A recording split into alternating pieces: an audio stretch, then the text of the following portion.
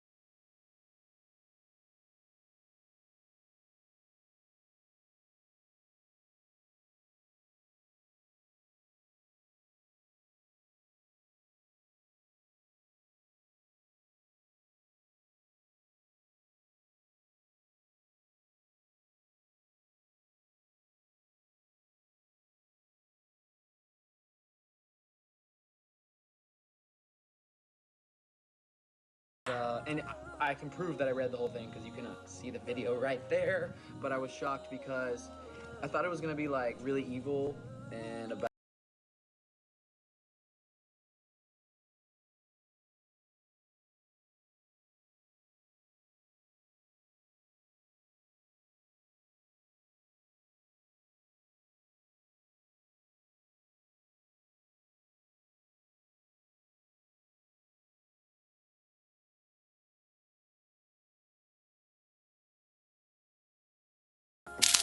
Islam is very like evil and aggressive and angry. The news. Maybe it's because the news. I think it's because the news. Everything is from the news is fake. The news is fake. We gotta stop watching the news. Although he had dedicated his life to studying the Bible, reading it in its entirety gave him a fresh perspective. He was taken aback by the severe acts depicted in the Old Testament, which he found crazy. When he turned to the Quran, he noticed significant shared values between Islam and Christianity. The Quran's profound depth and intensity impressed him, despite its smaller size compared to the Bible. Conversely, Grayson felt that modern Christianity has strayed from its roots. This realization led him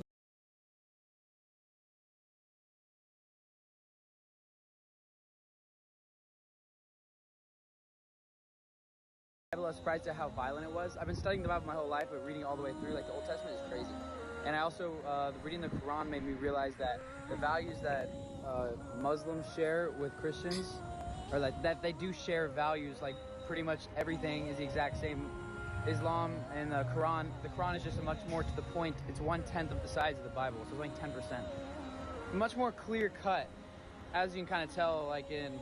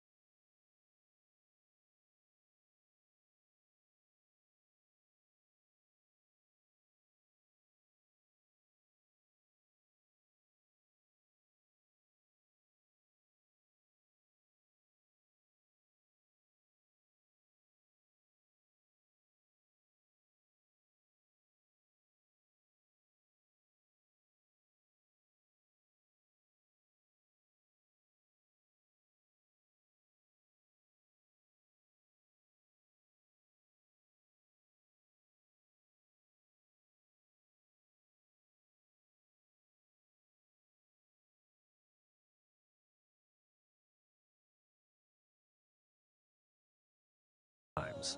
Nevertheless, he observed that Christians still violate this commandment. They venerate statues and accept various widespread misconceptions. the Bible even says that blasphemy against God is the only thing you can do to not earn God's favor. Do not get into heaven. You put yourself or you put something else in front of God. And I started to realize worshiping a human as God seems blasphemous to God. Christianity is not monotheistic. It's about an idol. It's about worshiping Jesus. Worshiping Jesus, to me, it's blasphemous because you're really worshiping yourself. You're worshiping another human, thinking that you can be perfect like the human. That does not make sense. All I can say, guys, is monotheism makes sense. Monotheism is the only thing that makes sense. Monotheism is within this book. You can read it in the Old Testament. They warn, the entire Old Testament is warning God's people over and over and over and over and over and over and over and over. The entire Old Testament, which is like 3/4 of the Bible. The entire Old Testament is do not put anything before God. Do not put any idols before God. Do not worship made idols. Don't do it. And they did it. They did it. There's statues. Oh, there is lies out there. There is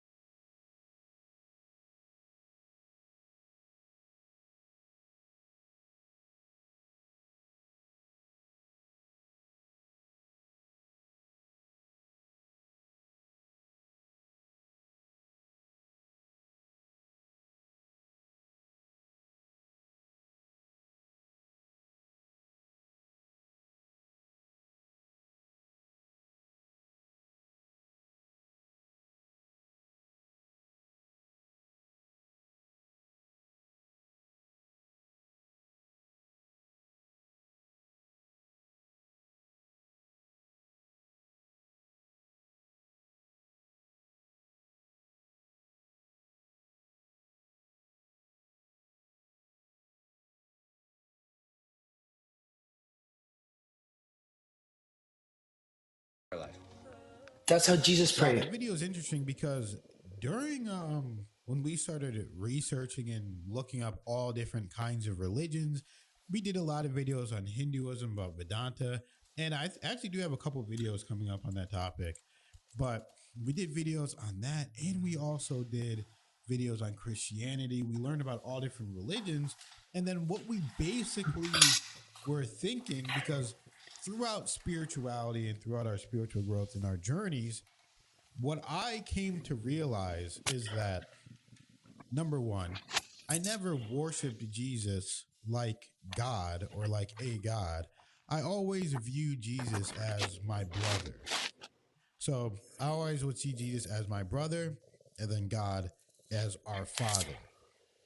And what I always viewed Jesus as was he was closer to God than like basically almost anyone, because he was spiritually inclined. He had that love in his heart.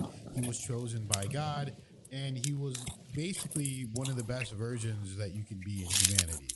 So through that and because I of that, agree. he was closer to God than just the average person back then that was murdering people or just doing bad stuff and just not living by the rules that God set. So that's how I always view Jesus. So then whenever I realize in Islam, they view Jesus in basically the same way, that's when I was like, whoa. He's a prophet. So from my That's the perspective, Islamic view. I view everything as energy. For lack of a better term, lack of a better word, the English language isn't complicated enough to describe the greatness of God. But I view everything essentially as energy and cannot be created nor destroyed.